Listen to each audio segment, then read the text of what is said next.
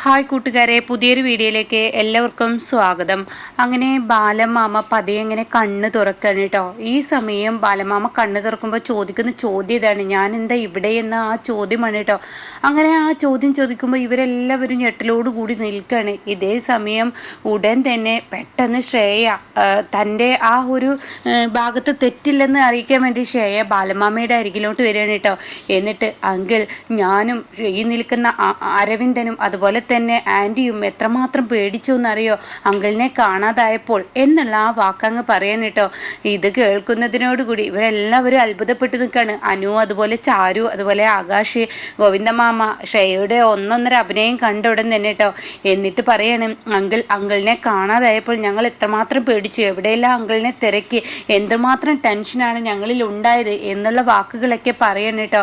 ആ സമയം ഈ വാക്കുകൾ പറയുമ്പോൾ ബാലമാമ ആ വാക്കിലങ്ങ് വീഴും എന്നൊരു പ്രതീക്ഷയാണ് ശ്രേയക്കുള്ളത്.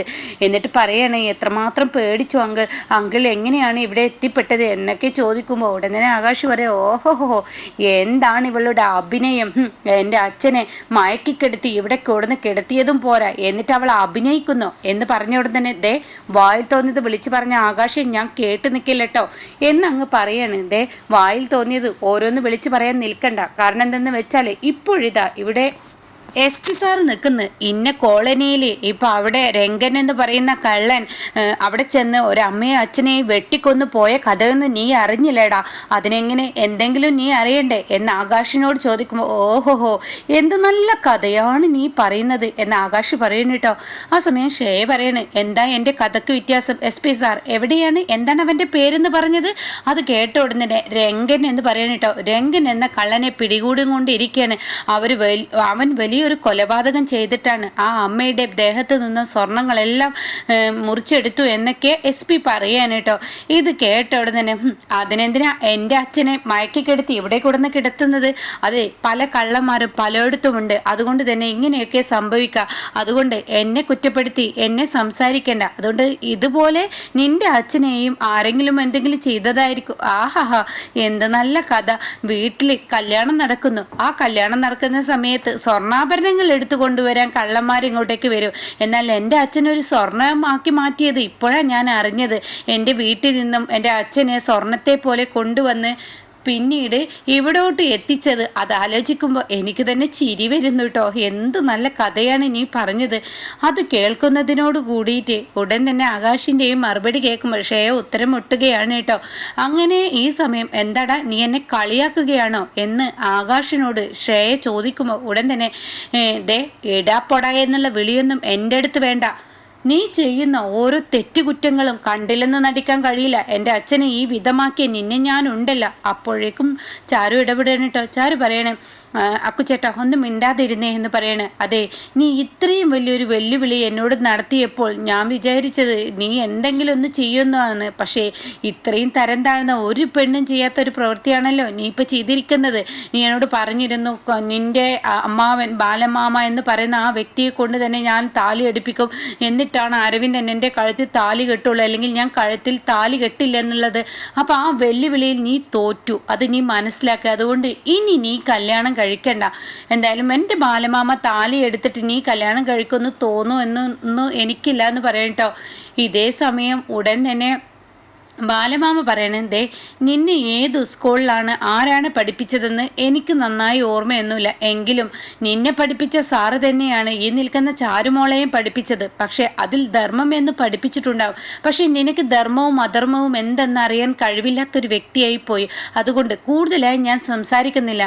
നീ ചെയ്ത തെറ്റിൻ്റെ ശിക്ഷ നിനക്ക് തന്നെ തിരിച്ചടിച്ചിരിക്കുന്നു. എന്നാൽ എൻ്റെ മോള് നന്മ മാത്രം ചെയ്യുന്ന ഒരു വ്യക്തിയാണ്, അതുകൊണ്ട് അവളുടെ നന്മക്കൊപ്പം ഈശ്വരൻ ഏത് സമയത്തും ഏത് പ്രതിസന്ധി ഘട്ടങ്ങളിലും അവളെ രക്ഷിക്കാൻ എത്തുമെന്ന് പറഞ്ഞിട്ട് ബാലമാമ അവിടെ നിന്ന് ഇറങ്ങുമ്പോൾ ഉടൻ തന്നെ ഹേമ പറയാണ്, ദേ നിങ്ങളോട് ഞാനൊരു കാര്യം പറയട്ടെ, ദേ മനുഷ്യ ഇങ്ങനെയൊക്കെ സംഭവിച്ചു, ഇനിയെങ്കിലും നിങ്ങളൊരു കാര്യം ചെയ്യും, നമ്മുടെ മകൻ്റെ വിവാഹം ഒന്ന് നടത്ത്, നമ്മുടെ മകനെ ഈ ഒരു താലി കൊടുക്കൽ ചടങ്ങ് നിങ്ങൾ ചെയ്തു കൊടുക്കുക, ആ താലി ഒന്ന് എടുത്തിട്ട് നിങ്ങളൊന്ന് പോയിക്കോ എന്ന് പറയുന്നത് കേട്ടോ.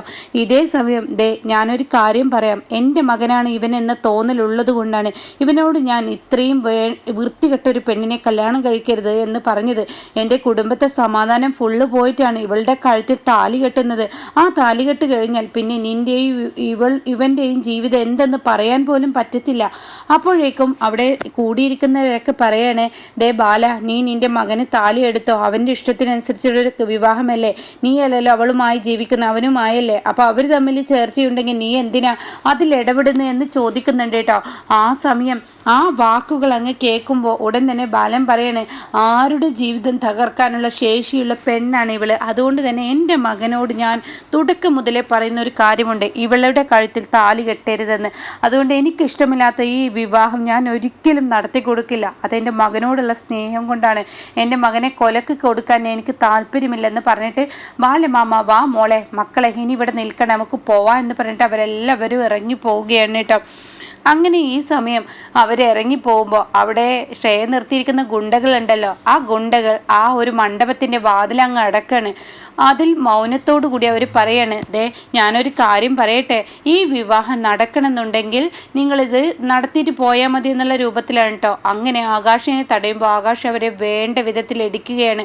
ആ ഗുണ്ടകളെ എല്ലാം ഇടിച്ച് ശരിപ്പെടുത്തുമ്പോൾ ഷേയുടെ കണ്ണും തുറിച്ച് ഷേ നോക്കി നിൽക്കണം. ഇതേ സമയം ഹേമയും അരവിന്ദനും ഒന്ന് ഞെട്ടിപ്പോകുന്നുണ്ട് കേട്ടോ. എങ്കിലും കൂടി ആ ഡോറ് തുറന്ന് പിന്നീട് ആകാശും അതുപോലെ ബാലമാമയും ചാരുവും ഒക്കെ വിവാഹം നടത്തില്ലെന്ന് പറഞ്ഞിട്ട് അവിടെ നിന്ന് പോവുകയാണ്. എന്നാൽ പോകുന്ന പോക്കിൽ ചാരു പറഞ്ഞൊരു വാക്കുണ്ട്, നിന്റെ വെല്ലുവിളിയിൽ നീ തോറ്റതുകൊണ്ട് ഇനി നീ ഈ വിവാഹം നല്ലൊരു പെണ്ണാണെങ്കിൽ നടത്തില്ല എന്ന് പറഞ്ഞത് കേട്ടോ. അങ്ങനെ ഈ സമയം അവരെല്ലാവരും ഇറങ്ങിപ്പോയുടെ തന്നെ അരവിന്ദൻ പറയാണ്, ദേ മാഡം എന്തായാലും ഇങ്ങനെയൊക്കെ സംഭവിച്ചു, ഇനിയിപ്പോൾ എൻ്റെ അച്ഛൻ എന്തായാലും താലി എടുത്ത് തരില്ല, അവർ പോയി, നമുക്ക് കതിർ മണ്ഡപത്തിലോട്ട് ഇരിക്കാം. അപ്പോൾ ഏമ്മ പറയണു, ശരിയാണ് മോളെ, കതിർ മണ്ഡപത്തിൽ ഇരിക്കാം, നമുക്ക് എന്തായാലും ഇനിയിപ്പോൾ താലി കെട്ടുന്ന സമയമായില്ലേ, ഞാനും നിൻ്റെ അമ്മയും കൂടിയിട്ട് നിനക്ക് താലി എടുത്ത് തരാമെന്ന് പറയണ കേട്ടോ. അപ്പോൾ ഈ സമയം ഷേയ പറയണ, ഇല്ല, ഇനി ഈ വിവാഹം നടക്കില്ല. കാരണം എൻ്റെ മനസ്സിലെ ലക്ഷ്യമെന്ന് പറയുന്നത് ബാലൻ, അതായത് നിങ്ങളുടെ ഭർത്താവ് തന്നെ എൻ്റെ താലി എൻ്റെ കഴുത്തിൽ കെട്ടുന്നുണ്ടെങ്കിൽ അരവിന്ദന് എടുത്തു കൊടുക്കണം എന്നുള്ള ആ ഒരു വാശി എന്നിലുണ്ടായിരുന്നു. അതുകൊണ്ട് ആ വാശി എനിക്ക് നിറവേറണം.